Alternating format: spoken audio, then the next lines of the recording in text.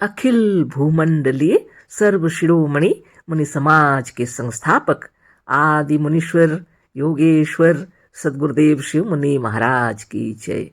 उपस्थित मुनि वृंद, साधु सज्जन वृंद, संत वृंद, साधक वृंद, आध्यात्म ज्ञान के जिज्ञासुओं और प्रेमियों, सभी श्रोता वृंद, आप सभी को कोटिशः नमन, सप्रेम जय जीव।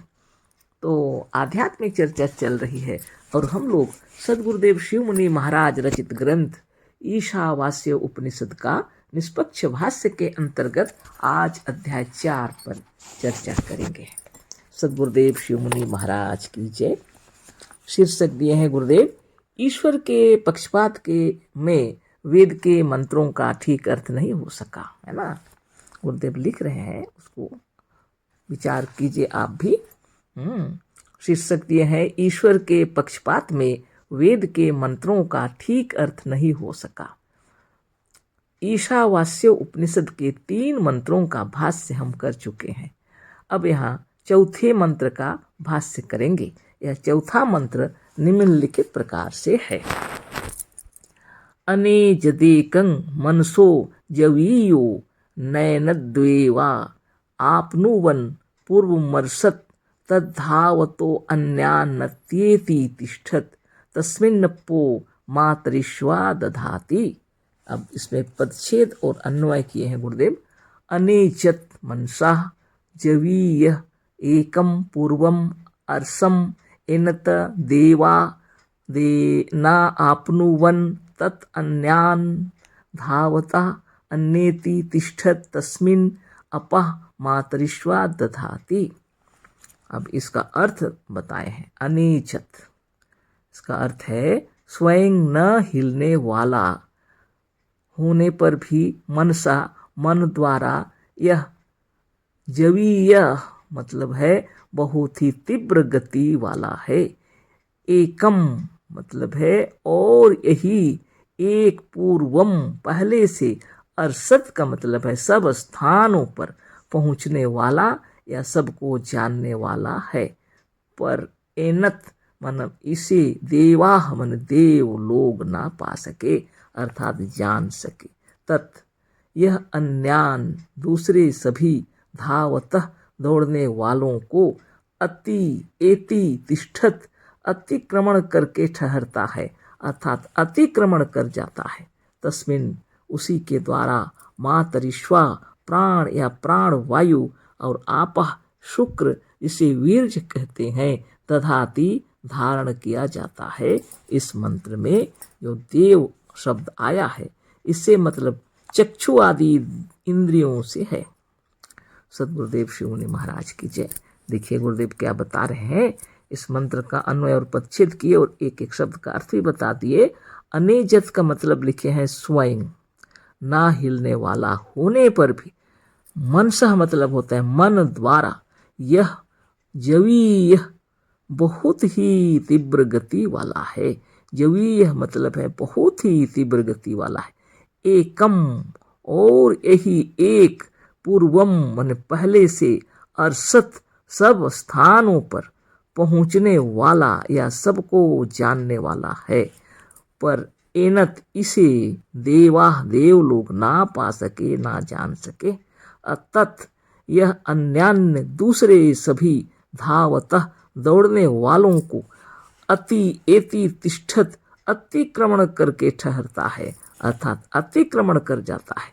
तस्मिन उसी के द्वारा, मातरिश्वा प्राण या प्राण वायु और आपह मतलब होता है शुक्र जिसे वीर्य कहते हैं, दधाति धारण किया जाता है। इस मंत्र में देव शब्द आया है। इससे मतलब चक्षु आदि इंद्रियों से है, क्योंकि दाहिने आंख को सूर्य और बाईं को चंद्रमा, जीवा को सरस्वती, हाथों को इंद्र आदि नाम अध्यात्म विद्या में रखते आते हैं। तो ये तो करीब करीब बहुतों को मालूम है। तो गुरुदेव कह रहे हैं यहाँ जो देव शब्द आया है इसका मतलब है चक्षु आदि जितने इंद्रिय हैं ये सब देव में आते हैं, है ना। क्योंकि दाहिने आंख को सूर्य और बाईं को चंद्रमा, जिह्वा को सरस्वती, हाथों को इंद्र आदि नाम अध्यात्म विद्या में रखते आते हैं। आगे श्री शंकराचार्य जी ने भी इस मंत्र के देव शब्द का अर्थ करते हुए कहा है कि, देखते हैं क्या, देवा द्योतनाद देवाश्च क्षुद्रादीनीन्द्रियाणि, विषयों का द्योतन अर्थात प्रकाश करने के कारण चक्षु आदि इंद्रियों ही देव हैं। वैदिक मंत्रालय में छपे हुए वेद के अंग निरुक्त के पृष्ठ 145 में कहा है कि देवानाम देवना कर्माणि इंद्रियाणां यद्वी। तो इस तरह से इसका अर्थ देवों के बारे में बताया जा रहा है। शंकराचार्य जी भी देव के बारे में यही बतलाए, है ना, और इसी के बता रहे हैं गुरुदेव। हाँ, देवा देवोतना देवाश्च क्षुरादीनीन्द्रियाणि, विषयों का द्योतन यानी विषयों का द्योतन अर्थात प्रकाश करने के कारण चक्षु आदि इंद्रियां ही देव हैं। वैदिक यंत्रालय में छपे हुए वेद के अंग निरुक्त के पृष्ठ 145 में कहा है कि देवानां देव ना कर्माणि कर्माणामिन्द्रियाणां यद्वी, मतलब देवानां देव ना कर्मणामिन्द्रियाणां यद्वी, विषयों को प्रकाशित करने का कर्म करने वाली होने से देव नाम इंद्रियों का है। शरीर में रहने वाले वायु, पृथ्वी, जल और अग्नि आदि भी देव ही हैं। इस तरह से देव शब्द का अर्थ बतला रहे हैं सद्गुरुदेव, हम लोग को समझा रहे हैं, बता रहे हैं और उदाहरण भी दे रहे हैं। और शंकराचार्य जी और वैदिक मंत्रालय में छपे हुए अंग निरुक्त के अंदर 145 में देवानां देवना कर्मणामिन्द्रियाणां यद्वी, विषयों को प्रकाशित करने का कर्म करने वाली होने से देव नाम इंद्रियों का है। शरीर में रहने वाले वायु, पृथ्वी, जल और अग्नि आदि भी देव ही है। इस प्रकार से जो हमारे शरीर में रहते हैं वायु, पृथ्वी, जल, अग्नि, ये भी देव के अंदर में आते हैं, देवता कहे गए हैं इन्हीं को। इस मंत्र में इन्हीं देवों को लक्ष्य करके कहा गया है कि इसे चक्षु आदि इंद्रियां और शरीर के अग्नि, जलादि देव नहीं जान सके हैं। तो आँखों से तो नहीं दिखेगा, शरीर के अंदर जो विराजमान है ना, वायु, पृथ्वी, जल, अग्नि, इनको ये चक्षु आदि इंद्रियां इसको नहीं जान सकी, है ना। तो चक्षु आदि इंद्रियां और शरीर के अग्नि, जलादि देव नहीं जान सके हैं, किंतु यह आत्मा इन्हें सदा सर्वदा से पूर्व काल से भी जानती है। उस मंत्र में एक शब्द है मातृश्वा भी है ना। तो गुरुदेव बतला रहे हैं कि हमारे शरीर के अंदर जो इंद्रियां हैं ये तो देव हैं ही, इसमें वायु, पृथ्वी, जल और अग्नि ये भी देव हैं, लेकिन इस मंत्र में इन्हीं देवों को लक्ष्य करके कहा गया है कि इसे चक्षु आदि इंद्रियां और शरीर के अग्नि, जल आदि देव नहीं जान सके, किंतु यह आत्मा इन्हें सदा सर्वदा से पूर्व काल से भी जानती है। उस मंत्र में एक शब्द है मातृश्वा भी है। इस शब्द की व्युत्पत्ति इस प्रकार से है कि मातृ अंतरिक्षेष्वपति गच्छतीति मातृश्वा वायु प्राण वायु व जो अंतरिक्ष ब्रह्मांडाकाश में या इस छोटे ब्रह्मांडाकाश शरीर में गमन करता है उसे मातृश्वा कहते हैं। इस व्युत्पत्ति के अनुसार मातृश्वा का अर्थ हुआ प्राण वायु। इस मंत्र में एक शब्द आया है अपह। यह अपह शब्द अप शब्द की द्वितीय विभक्ति के बहुवचन का रूप है। इसका एक वचन और द्विवचन नहीं होता, जैसा कि भाष्यकार का मत है कि अप शब्दों नित्यं बहुवचनांत, अप शब्द नित्य बहुवचन ही होता है। अतः द्वितीय विभक्ति के बहुवचन में इनका रूप अपह ऐसा हुआ करता है। इसका अर्थ है शुक्र या वीर। यजुर्वेद में इसका पर्याय या अर्थ शुक्र है, जिसे वीर्य भी कहते हैं। यजुर्वेद का वह मंत्र जिसमें अपह शब्द के पर्यायवाची शब्दों को गिनाया है वह निम्नलिखित प्रकार से है। तदेव शुक्रम तद ब्रह्म ता आपः ता प्रजापति। वही शुक्र है, वही ब्रह्म है, वही आपः है और वही प्रजापति है। इस मंत्र से मालूम होता है कि आपः नाम प्रजापति और ब्रह्म या ब्रह्म का भी है। इस प्रजापति और ब्रह्म का भी दूसरा नाम शुक्र या आपः है, शुक्र या आपः है, क्योंकि इसी शुक्र से सबकी उत्पत्ति होती है। पुराणों में कथा के रूप में ब्रह्मे या प्रजापति से सबकी उत्पत्ति मानी है। आपः नाम पानी का भी है। भारतीय भाषा में शुक्र को पानी भी कहते हैं, है ना।